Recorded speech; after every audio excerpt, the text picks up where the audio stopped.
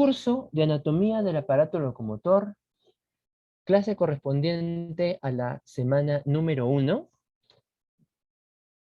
El tema de hoy, anatomía del aparato locomotor, primera parte. Muy bien, chicos. Nosotros ya hemos tenido una primera, más de la mitad de la clase ya hemos avanzado con respecto a este tema, ¿no?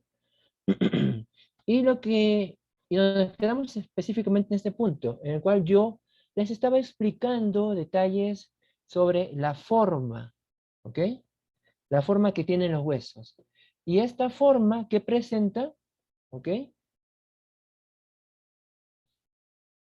Va a ser, mejor dicho, va a estar ligada directamente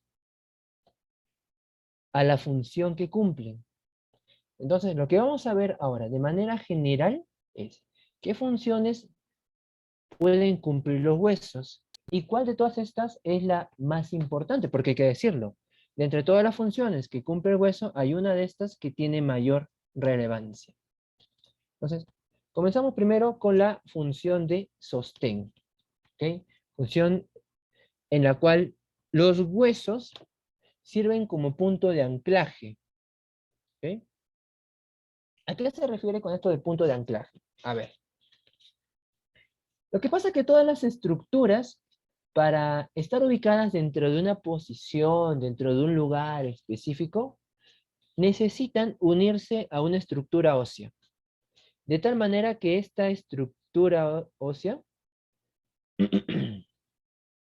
permite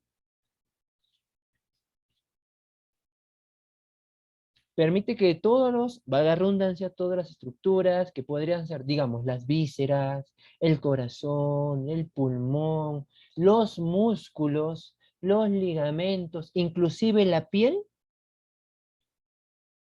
tengan una posición específica gracias a que tienen una unión que podría ser directa o indirecta con una estructura ósea. Entonces, es el hueso realmente, ¿ok? Todo el punto de anclaje general.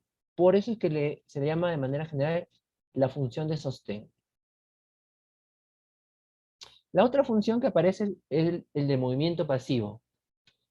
¿Y por qué se le da el nombre de movimiento pasivo? Porque va a permitir que se logren o se generen los movimientos iniciados por el músculo. Porque, a ver, gracias a la contracción muscular tenemos movimientos. Pero de nada serviría la contracción muscular si es que no tuviéramos una estructura ósea que es la que permite el movimiento junto con las articulaciones. ¿Ok? Porque, a ver, imagínense, a ver, vamos al mundo animal, ¿no? A la biología.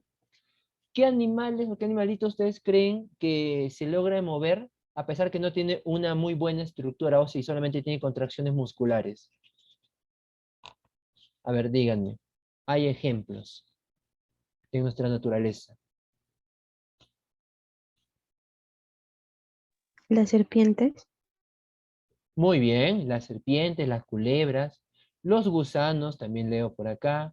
Efectivamente. Entonces, estos animales, ¿no? En nuestra naturaleza encontramos estos animales que logran tener movimientos a pesar que no tienen una estructura ósea, ¿ok? O mejor dicho, que no tienen una estructura ósea muy compacta, porque no es que tampoco no tengan estructura ósea, ¿ok?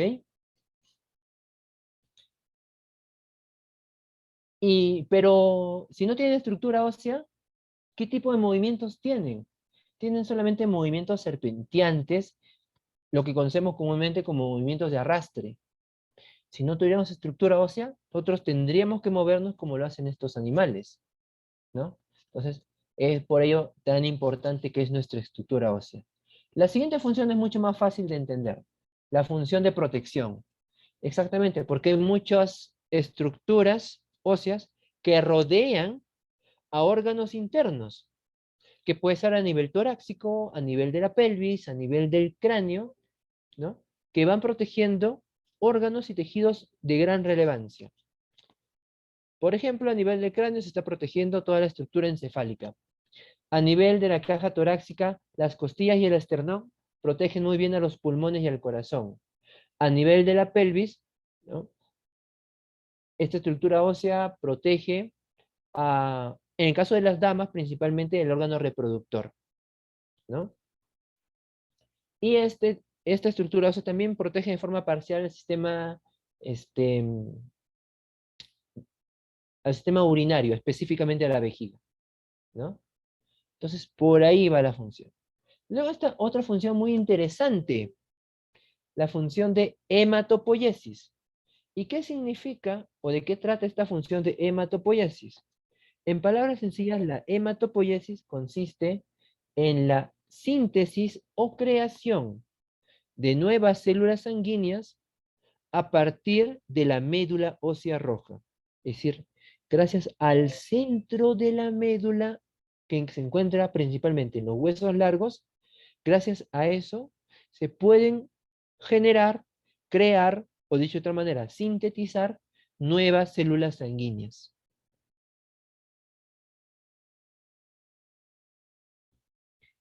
Y vamos a dejar aparte la función de homeostasis mineral porque porque es la función más importante de todas, pero hay que explicarla con muchos, muchos detalles, ¿ok? Muy bien, chicos. Entonces, vamos a hacer algunos apuntes.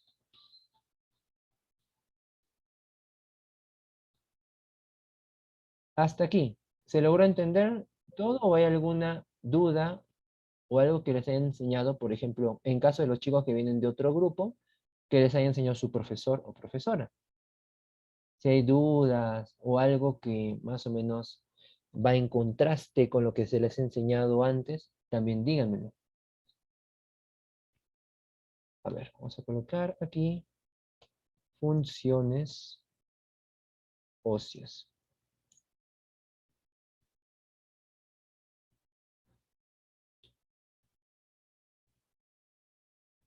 Muy bien, la primera de ellas es la función de sostén. Tenemos la función de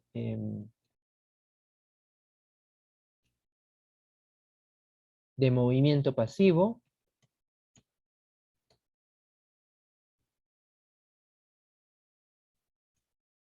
Tenemos la función de protección. Y tenemos la doble función de, por un lado, hematopoiesis y la de homeostasis mineral.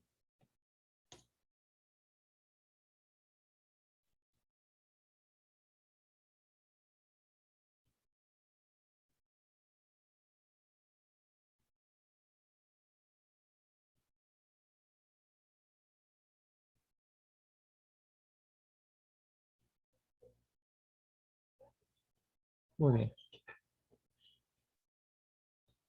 Entonces tenemos estas 5 funciones. A ver, un segundo, chicos, discúlpenme. Ahora sí. Ya, a ver, estaba explicando sobre las 5 funciones. A ver, vamos a colocar el apunte. Funciones sostén.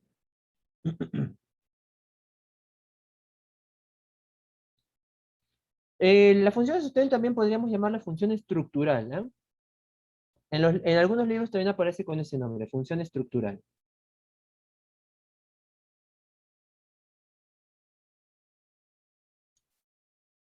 A ver, los huesos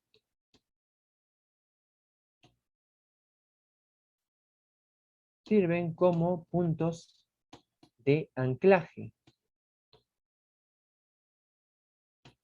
para los diversos tejidos y órganos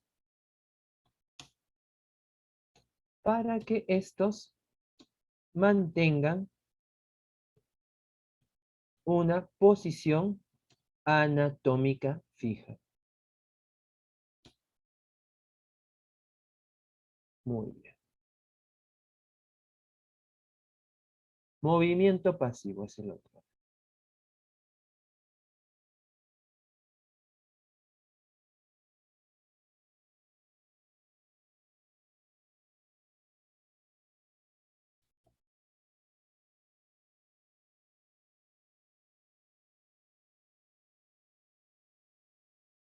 A ver, en este caso, los huesos, junto con las articulaciones, permiten los movimientos generados por la contracción muscular. Ya está. Protección. Ahora, caso de la protección, vamos a colocar los huesos rodean a los órganos internos para evitar lesiones sobre ellos. ¿Cómo? Esta función lo cumplen principalmente los huesos planos.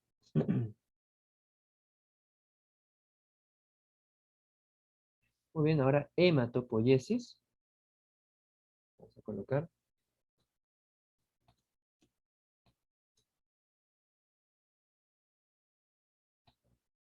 Es la síntesis de células sanguíneas en el interior de la médula ósea. La síntesis de células sanguíneas en el interior de la médula ósea.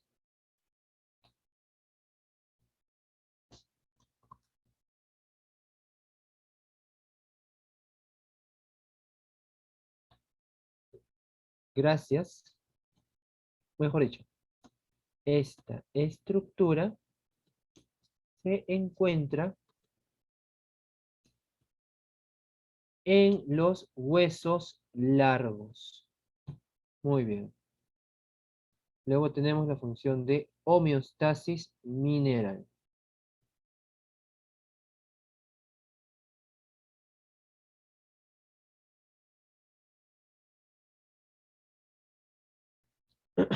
Acá solamente voy a poner algo muy sencillo, ¿ya? Es el equilibrio del calcio en el cuerpo. Pero esta última función tenemos que explicarlo con mucho más detalle. Tomen el apunte respectivo, por favor.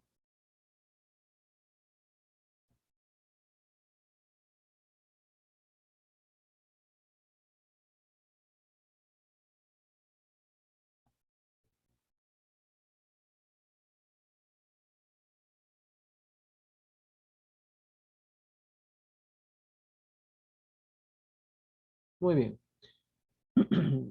Tiempo prudencia. Vamos, volvemos a la diapo. A ver, chicos.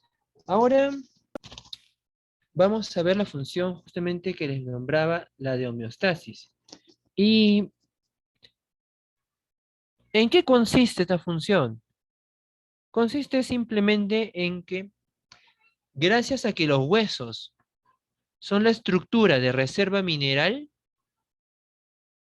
es aquí donde se almacenará y guardará calcio para poder ser utilizado cuando nuestro cuerpo lo necesite. Y la pregunta es, ¿cuándo nuestro cuerpo va a necesitar el calcio? Lo que pasa es que el calcio es útil no solamente para, para nuestros huesos. El calcio es útil para nuestro sistema digestivo, para nuestro sistema muscular, para nuestro sistema nervioso y para nuestro sistema cardíaco, ¿no? Para la función del corazón específicamente. Entonces significa que nuestro cuerpo necesita calcio para diversas funciones. Tenemos que tomar eso muy en cuenta. ¿Cuáles son los casos en los cuales se va a necesitar el calcio? Por lo tanto, pregunta sencilla que les hago. ¿A través de qué medios se distribuyen los diferentes nutrientes prácticamente a todas las células del cuerpo? A ver, los escucho. o los leo. Voy a poner acá. A través de la sangre, exactamente. Mediante los glóbulos rojos, profe. Eso lo explico en el ciclo pasado, cómo era. Llevando Ajá, este, mediante la sangre se lleva los nutrientes a todas partes del cuerpo. muy bien. Efectivamente, como bien les decía ya la semana pasada, estos primeros temas son prácticamente un repaso de lo que de lo que ya se ha estudiado en primer ciclo. Por lo tanto, va a resultar relativamente fácil. Inclusive la primera evaluación es la más sencilla de todas. Les recomiendo que saquen 20, porque es verdad. Tienen que sacar 20 en el primer examen, porque segundo, el tercero para adelante, ay sí, ya cambia la cosa bastante, ¿ah? Ya, a ver, chicos, continuemos. Entonces, como bien lo dijo su compañero, efectivamente se transporta a través de la sangre, ¿no? Se realiza a través de las células sanguíneas, específicamente a través de los glóbulos rojos, ¿no? Muchos de los nutrientes.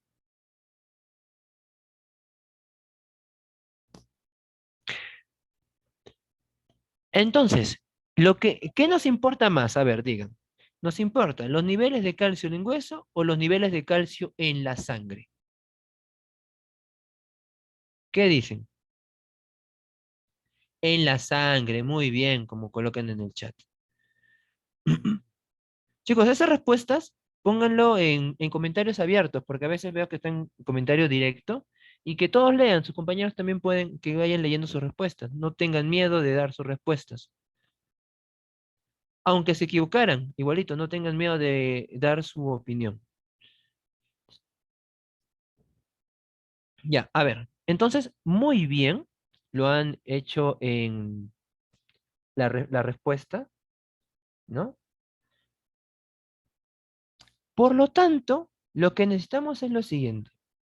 Lo que necesitamos es que haya un equilibrio constante de este mineral a nivel de la sangre. Y cuando haya niveles bajos, ¿qué vamos a utilizar? Vamos a utilizar la reserva que tenemos.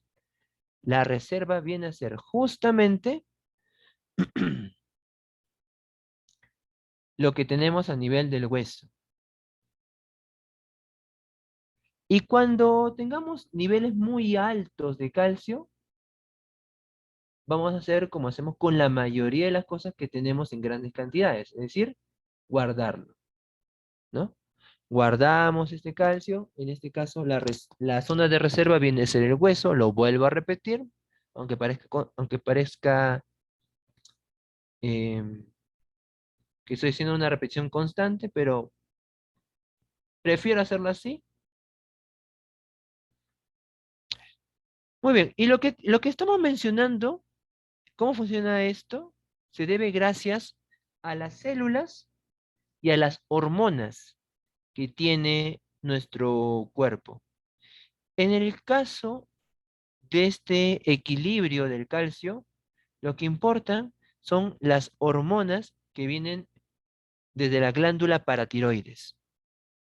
Esas son las hormonas importantes, ¿ok? ¿Y qué hormonas vienen desde la glándula paratiroides? La, una de las que le da su propio nombre, que es justamente la paratormona, y luego tenemos a la calcitonina. Y estas dos hormonas influyen sobre las células óseas, que en este caso vendrían a ser los osteocitos, perdón, los osteoblastos y los osteoclastos. Y gracias a a estas células es que se logra completar la función. Lo que voy a colocar es flechas sencillísimas que ustedes deben recordarse. Recuerden que el control comienza primero a nivel hormonal. Calcitonina le da la orden al osteoblasto. El osteoblasto recoge el exceso de calcio en la sangre y este exceso lo lleva a guardar en el hueso, ¿no? Es decir, la zona de reserva. Luego, la otra ruta, la paratormona. La paratormona le da una orden al osteoclasto.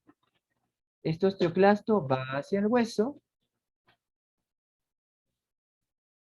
El osteoclasto Genera la función de resorción ósea. ¿Y qué significa esto? Que destruyes una pequeña parte del hueso para liberar el calcio. Y este calcio liberado se lleva hacia la sangre. Con ello se genera un equilibrio. Entonces, la interacción de las dos hormonas con sus células respectivas sobre las cuales tienen acción van a permitir que se tenga buenos niveles de calcio. Cuando hay déficit de calcio, ¿quién actúa? Actúa la paratormona. Cuando hay exceso de calcio en la sangre, ¿quién actúa? La calcitonina. Es así de sencillo la referencia sobre la cual tenemos que tener, presente, ¿ok? ¿Qué pasa cuando se pierde el equilibrio de esta función? Primero que nada, todos los órganos que antes les mencioné dejan de funcionar adecuadamente. Y otro proceso importante que podría darse es que apareciera tal vez una descalcificación del hueso, porque es muy, muy importante, por si acaso, mantener este equilibrio. Muy bien, vamos a hacer las pequeñas anotaciones respectivas. Profesor, disculpe, ¿y en qué situaciones se dan estos tipos de desbalances? Ya, a ver. Los desbalances, primero hay que saber, ¿qué desbalance es el que nos importa? ¿El desbalance del mineral? No, porque al final nuestro cuerpo va a buscar de una u otra manera equilibrarlo. Lo que importa es el desbalance hormonal. O sea, que no haya mucha cantidad de calcitonina, o tal vez haya en exceso cantidad de calcitonina, o que no haya mucha cantidad de paratormona, o que haya en exceso cantidad de paratormona. Entonces, los desbalances hormonales se van a dar por un daño directamente en las glándulas suprarrenales. Perdón, estoy equivocando. En las glándulas paratiroideas. Si ustedes se acuerdan de anatomía, cuando se les enseñó el sistema endocrino, veíamos que en la parte delantera del cuello, casi pegado a la zona ósea, encontramos una gran glándula que en una persona sana no es posible palparlo, que es la glándula tiroides. Muy bien, en la glándula tiroides, en la parte posterior encontramos 4 puntitos, 4 núcleos específicos. Esos 4 núcleos se llaman las glándulas paratiroideas. Es ese el punto que nos importa, las glándulas paratiroideas, ¿ok? Si se dañan o se alteran las glándulas paratiroideas, vamos a tener este desequilibrio hormonal y por lo tanto entraremos en muchos problemas que tienen que ver directa o indirectamente relacionados con el equilibrio del calcio. Podríamos presentar osteoporosis, podríamos presentar osificaciones en puntos donde no debe haber. Por ejemplo, puede aparecer la tendinitis cálcica, ¿no? Pueden aparecer los mismos signos que aparecen en una artrosis en etapa avanzada. ¿Cómo se llaman? Los osteofitos, ¿no? Porque hay desequilibrio. Hay zonas donde va a aparecer calcio, donde no debería estar, y va a haber muchas zonas de los huesos en los cuales estos se van a descalcificar. Es un desorden total cuando se altera la glándula paratiroides. ¿Ok? Profesor, una pregunta. Dime. Claro, que es en cuanto al esto de las hormonas. Y cuando no está la tiroides, ¿qué sucede con la paratiroides, no? Porque, bueno, mamá, como no tiene, la doctora le dijo, ¿no? Que de ahora en adelante iba a haber temporadas en donde le iba a doler bastante la espalda, ¿no? Y yo lo relaciono algo, ¿no? Con esto de, de las hormonas, ¿no? Pero ¿por qué exactamente la espalda, no? Ya, lo que pasa es lo siguiente, ahí entramos ya, a esto es lo interesante del segundo ciclo, ya, no es igual que en primero, bacán. Em, Empecemos a juntar todas las ideas. Les pregunto, ¿cuáles son los principales huesos que funcionan como reserva de calcio en nuestro cuerpo? Díganme.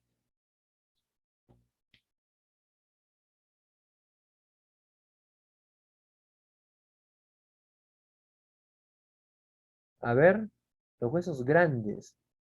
pero no existe esa clasificación. A ver, sean un poquito más específicos.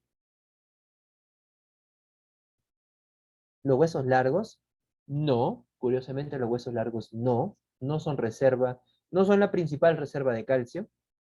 Profesor, disculpe, ¿podría volver a preguntar? Que no lo escuché bien porque Ok. se me fue el internet. ¿Cuáles son los principales huesos que funcionan como reserva de calcio en nuestro cuerpo?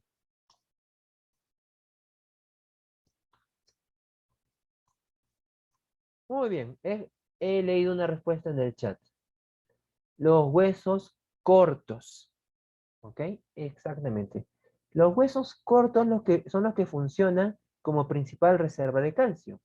Entonces, les pregunto, dentro de los huesos cortos, ¿cuáles son los más grandes de los huesos cortos que hay en nuestro cuerpo? A ver, díganme. ¿Cuáles son los más grandes dentro de los huesos cortos? Aunque parezca contradictorio, ¿no? la pregunta, ¿no? Pero sí, está bien planteada. ¿Cuáles son los más grandes de los huesos cortos que hay en nuestro cuerpo? Leo respuestas. Todavía no llevo la respuesta correcta, pero va bien. Dígame, le escucho. Alguien iba a dar una respuesta por audio.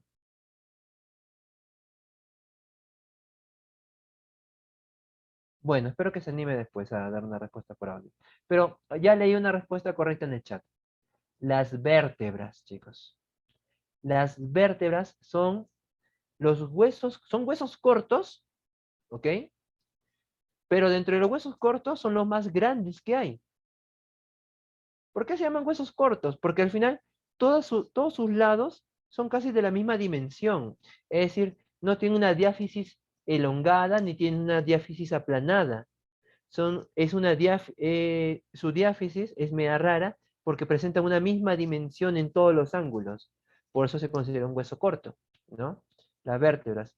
Entonces, cuando haya procesos de descalcificación, son los huesos cortos los primeros en alterarse.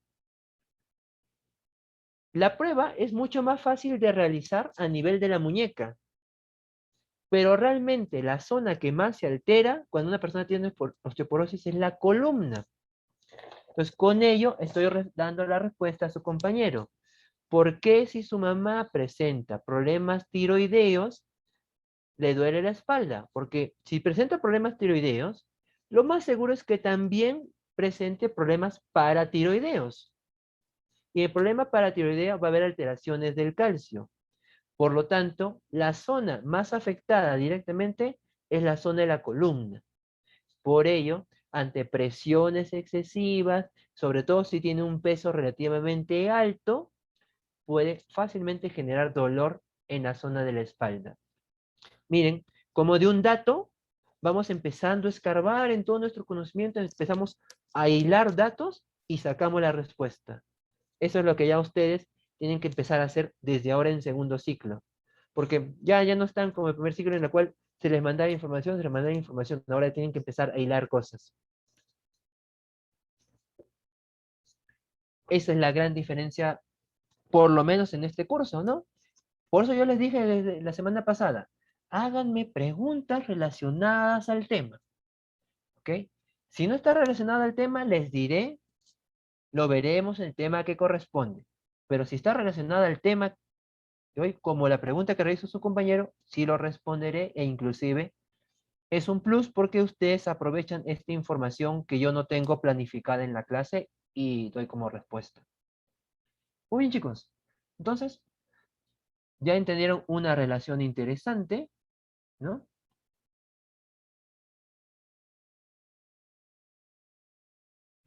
Continuamos. ¿Ok?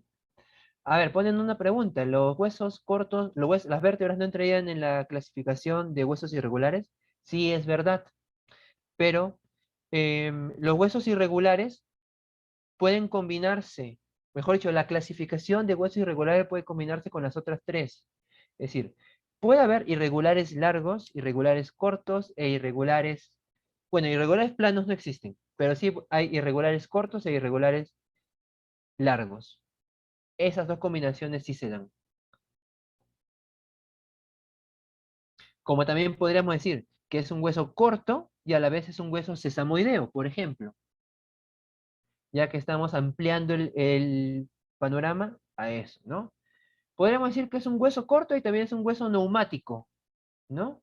Perfecto, como vimos en el video de la semana pasada. Hablaban de los huesos neumáticos, los huesos wormianos, ¿no? Y estos se pueden combinar con las otras clasificaciones. Por eso la más importante clasificación es la que hemos visto, ¿no? Acá al inicio, la clasificación, valga redundancia, clásica. Largos, planos y cortos. Y de ahí, las nuevas clasificaciones se pueden ir combinando.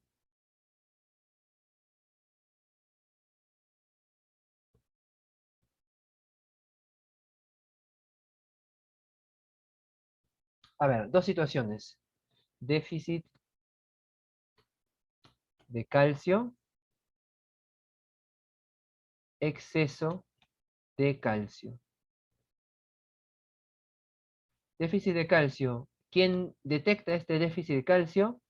Lo detecta la paratormona. ¿Quién detecta el exceso de calcio? La calcitonina. ¿Qué es lo que va a pasar cuando se detecta la paratormona? La paratormona le va a dar orden al osteoclasto, mientras que la calcitonina le dará orden al osteoblasto. ¿Ok?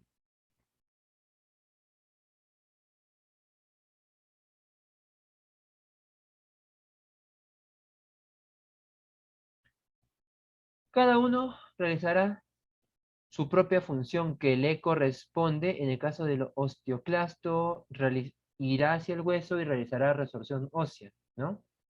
Entonces, este se dirige hacia el hueso y realiza la resorción ósea.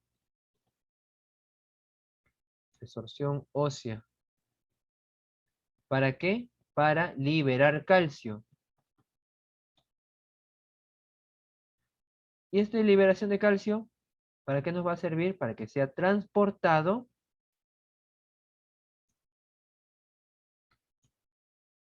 al torrente sanguíneo. En el caso del exceso de calcio tenemos el osteoblasto. El osteoblasto, ¿a dónde se dirige? Hacia la sangre. ¿Para qué? Para captar el exceso. ¿De qué? El exceso de calcio. Y este exceso de calcio lo llevará hacia el hueso. ¿Para qué? Para fijarlo. Fijar en el hueso. ¿Qué significa el término fijar? En este caso significa que vas a guardarlo, ¿no? Es un equivalente. ¿Qué pasó acá? Que no se leía. Ya está.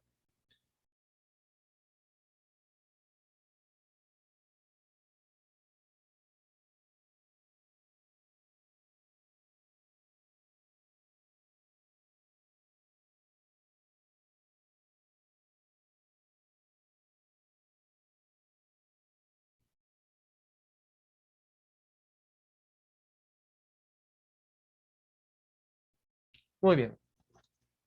Ahí está, chicos. Vamos a poner algunas palabritas conectoras, ¿ok? Vamos a colocarlo con azul, pero con un tamaño más pequeñito. Detectado por la paratormona, la cual le envía la cual le ordena al osteoclasto, se dirige al hueso para realizar resorción ósea, con ello liberar calcio y llevarlo al torrente sanguíneo. Aquí, de forma parecida, detectado por la calcitonina, el cual ordena al osteoblasto, y este osteoblasto se dirige a la sangre, en donde va a captar, donde realiza una captación del exceso de calcio, el exceso de calcio, para fijar en el hueso. Copien, por favor, estos esquemas. Recuerden que acá las frasecitas claves son recordarse principalmente de cuál es la hormona que corresponde y cuál es la célula que realiza dicha función. Son los principales datos que debemos recordarnos, ¿ok?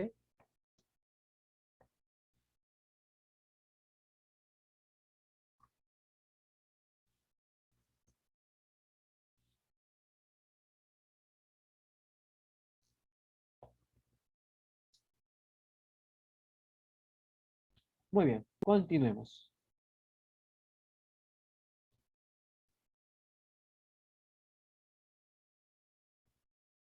Ya, hasta ahí nos termina este tema. A ver, antes de cerrar este tema, ¿alguna última duda o pregunta o curiosidad relativa al tema?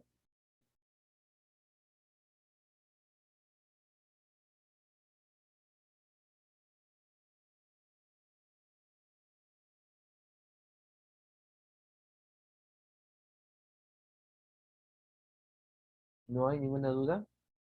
Ok. Muy bien, continuemos entonces. Vamos a culminar esta clase.